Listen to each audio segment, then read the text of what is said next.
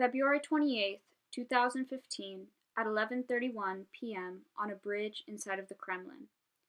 Political opposition leader Boris Nemtsov was shot 4 times and murdered. Only a single camera captured the shooting, although a car obstructed the view. The investigation into his death essentially went nowhere. Although President Vladimir Putin promised to personally look into Nemtsov's assassination, only the hitmen were arrested. Who is ultimately responsible, the state will not say. The official story of the murder has varied. Propaganda and prominent government officials alternatively claimed that it was connected to Islamic extremism, Nemtsov's love life, or the CIA. The assassination of opposition leaders such as Boris Nemtsov demonstrates the oppressive, authoritarian nature of a government who represses information in order to hold onto its power and wealth at the expense of the Russian people. Putin became president in 2000 and served 2 terms, all that was allowed by the Russian constitution. In order to stay in power, he strategically swapped places with his prime minister, Dmitry Medvedev, in rigged presidential elections. After serving a term as prime minister, Putin went right back to the presidency. Mikhail Gorbachev, last leader of the Soviet Union, claims that Putin had castrated Russia's electoral system. Putin acts as a detriment to Russia, most predominantly in terms of economics and corruption. Under Putin, Russia has fostered a culture of corruption, in which paying bribes to government officials, police officers, and professors is commonplace. Higher-level corruption is also a major concern. It is estimated that corruption costs Russia's economy 1/3 of its gross domestic product, or GDP, each year. Large companies pay huge amounts of money for the government's protection. It is with this wealth that Putin is able to afford his luxurious palace. This money also benefits Putin's family and close friends. For instance, his daughter's wedding at a ski resort cost millions of dollars. This wealth comes at the expense of ordinary Russians. The top 10% of the population controls a staggering 85% of Russia's wealth, leaving 4 out of 5 Russians with less than $10,000 in wealth. Russia's reliance on the oil and gas industry only deepens the problem. Although the oil-producing regions are very profitable, their income inequality is even higher than in the rest of the country. And the poorest regions of Russia hardly benefit from the oil wealth at all. Due to these conditions, many opposition leaders have gained momentum. However, Putin makes it very difficult for them to express their criticism. Those caught in unauthorized protests are forced to pay incredibly onerous fines. Additionally, some get up to 5 years of forced labor or jail time. Putin's government also blocks organization of the opposition through large amounts of media regulation. Only one Russian news station remains independent, and it runs out of a small Moscow apartment. Putin's government has also attempted to influence the global perception of events. The Kremlin-sponsored news station, Russia Today, has expanded internationally with the slogan, "Question more," specifically, question what the Western nations tell you. It broadcasts in English, Arabic, Spanish, Hindi, German, and French. Within Russia, Putin exerts strict control over radio stations and newspapers as well.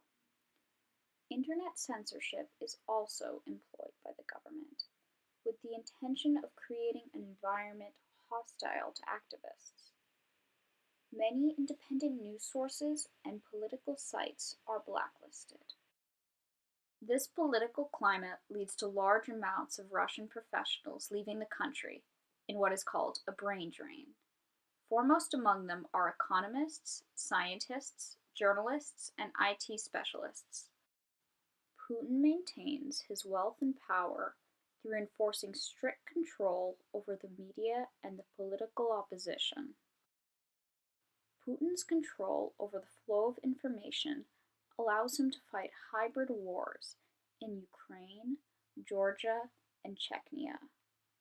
Hybrid warfare is a military strategy based on the state's regulation of information. This allows the state to craft its own narrative of the conflict and therefore control the actions of its people and other governments. When Ukraine was caught up in political chaos in 2014, Putin saw an opportunity to boost his popularity. He aimed to annex parts of Ukraine. The point of this expansionism was to distract the Russian people and shift the focus onto external conflicts in order to remain in power.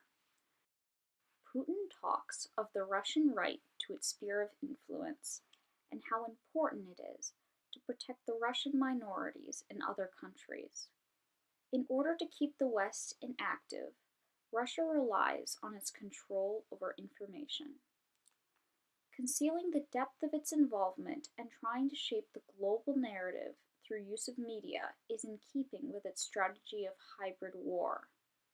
However, in actuality, Russia is sending lots of supposedly volunteer forces into Ukraine and heavily supporting the pro-Russian separatists. Boris Nemtsov was writing a report on the subject of the Ukraine crisis when he was assassinated. He had previously written on topics such as the corruption involved in the Sochi Olympics and Putin's regime. A former physicist and statesman, Nemtsov became a leader of the liberal opposition after Putin came to power. He knew the risks of his activism, as many others who have criticized the government have met violent ends, yet he believed strongly enough in the evils of what he called the extremely resistant hybrid of Russian fascism to continue his work. Nemtsov's report contradicted the official line, presenting a challenge to the information control essential to hybrid warfare. His research suggested that Russia had spent at least $1 billion in Ukraine between the upkeep of supposedly volunteer soldiers, local separatist militias, and military hardware. This research ultimately resulted in his murder, as Nemtsov presented a danger to Putin's credibility and popularity. When Nemtsov was shot 4 times outside the Kremlin that February night, he left behind his unfinished report, which was subsequently published both online and in print by another opposition leader. It is titled Putin, War. However, Putin's government attempted to maintain their hold on information by affecting the site's ability to load the report. Many in Russia still struggle to gain access to it, especially since only a small amount of copies have been circulated in print. In the aftermath of Nemtsov's murder, his supporters have been very vocal in their denunciation of Russia's repressive political climate, which they hold accountable for his early death. In particular, his daughter, Zhana Nemtsova, has become an activist herself in the wake of her father's assassination. She founded the Boris Nemtsov Foundation for Freedom in order to fight for the liberal democratic values that her father deeply believed in. She aimed to fight against the government that her father had considered a combination of a handful of slogans and ideas from the most authoritarian regimes of the past. Many of the Russian people have also mourned Nemtsov's murder, seeing him as a martyr. After his death, a memorial march drew tens of thousands of his supporters out to the streets. The protest quickly turned critical of Putin, as they chanted, "Russia without Putin," and "Leave Putin." A memorial has survived for over a year at the site of his assassination. Despite it being vandalized and destroyed multiple times, his supporters claim that they will remain there, maintaining it, until the bridge is renamed after him.